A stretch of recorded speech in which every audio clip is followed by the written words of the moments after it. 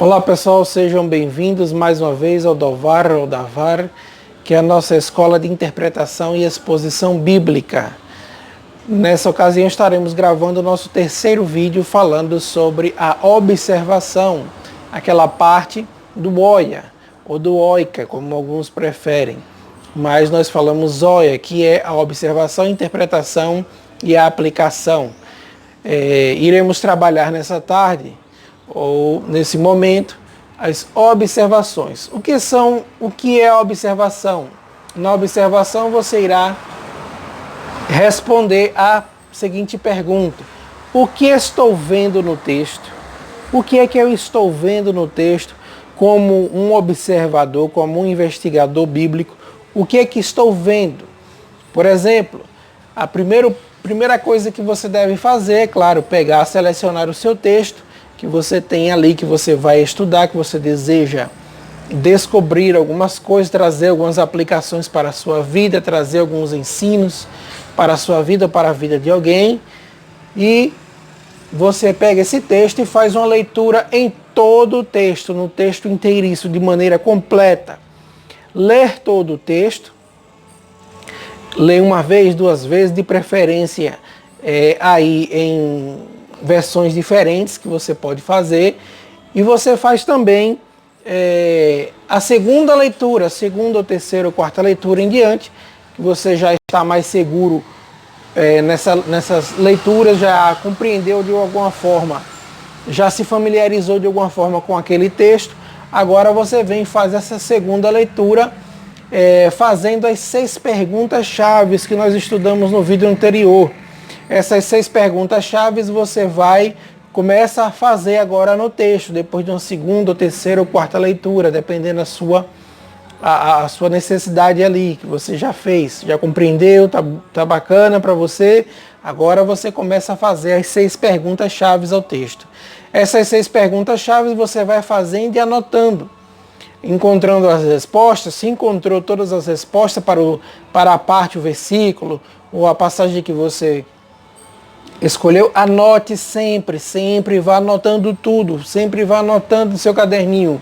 Isso aqui é investigação. Como é que o investigador trabalha? Anotando, fazendo as anotações, porque senão ele esquece, ele perde. Quando você anota, nunca mais você esquece. Está sempre ali, tem um caderninho de estudos para que você vá anotando as suas observações, suas interpretações e as suas aplicações, ok? Então vá fazendo aí as 6 perguntas, anotando, e numa terceira leitura, ler novamente todo o texto, faça a terceira leitura, ou quarta ou quinta, observando as ideias. O que são as ideias do texto? Ou palavras-chave que estão ligadas às ideias.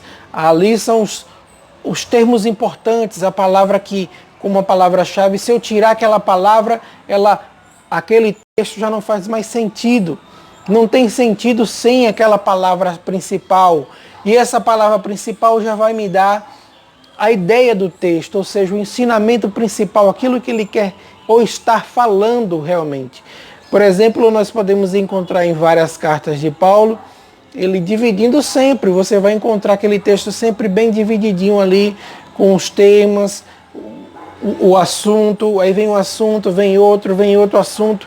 Você vai encontrar sempre bem divididinho as ideias do texto. Olha, aqui ele está falando sobre isso, essa segunda parte ele já vem e introduz outro assunto. Aqui mas sempre dentro de um tema principal, ok? Então nós vamos observar também os verbos, que são as ações, os substantivos, os nomes adjetivos, as qualidades que ele vai dando ali ao texto, às pessoas, aos personagens. E vamos anotando também as possíveis aplicações. Se eu tenho, então, as possíveis aplicações, de que forma? Já que eu cheguei até aqui, já fiz todas essas leituras, é claro que o Espírito Santo já começa a nos iluminar, nos dar graça de observar alguma coisa, já trazer uma aplicação para a minha vida, para a vida de alguém. E ali o que é que eu faço? Como vocês irão aprender, a aplicação. Sempre faça primeiramente a aplicação para você mesmo, nunca para os outros, pensando nos outros, como eu falei aqui agora.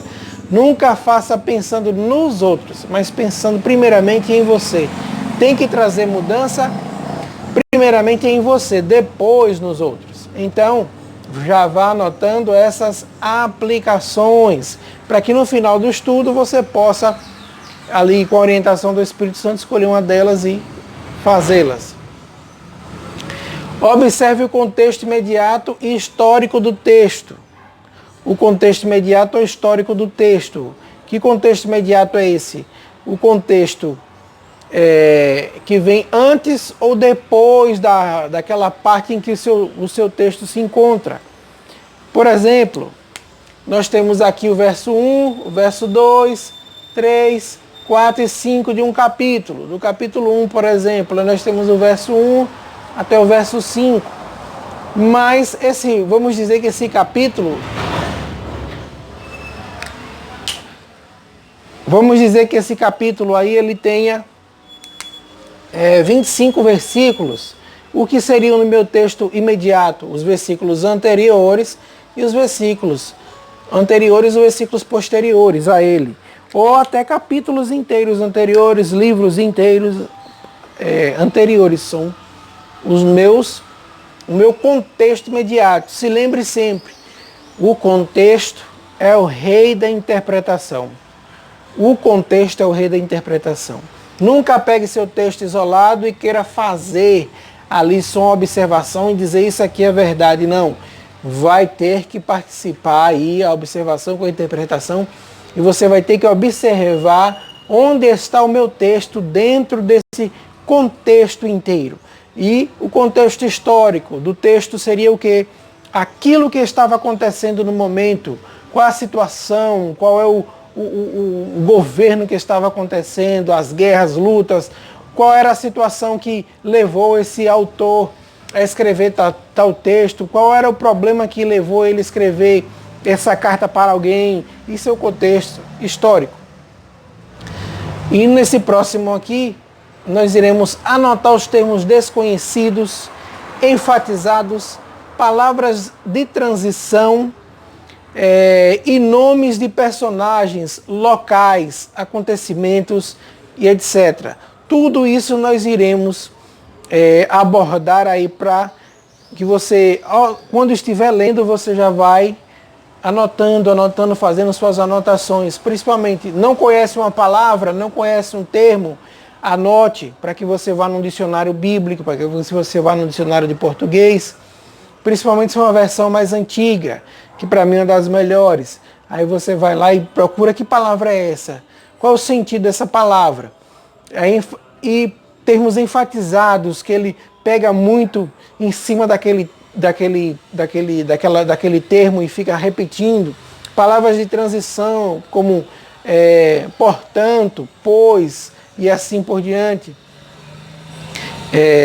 Nomes de personagens, um personagem principal daquela narrativa, aí você anota nome de locais, de cidades, de países que ele estiver por ali e assim por diante. Acontecimentos importantes que estão ocorrendo durante a sua leitura, você anota também.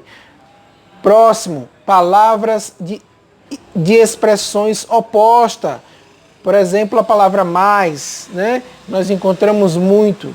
Ele vem e fala, mais, uma oposição, de comparação. Exemplo, a palavra como, você encontra várias vezes, principalmente nos livros de Provérbios, nos livros de Cantares de Salomão, quando ele começa a comparar, faz muitas comparações. Ou de tempo, por exemplo, então, até e assim por diante. Faça a correlação do texto por referência, ou a correlação do texto. Já observou o texto, já fez tudo isso, mas vá sempre fazendo a correlação do texto por referência. O que seria isso? Eu observar o texto e ver se não tem um texto paralelo a esse, uma passagem paralela a essa.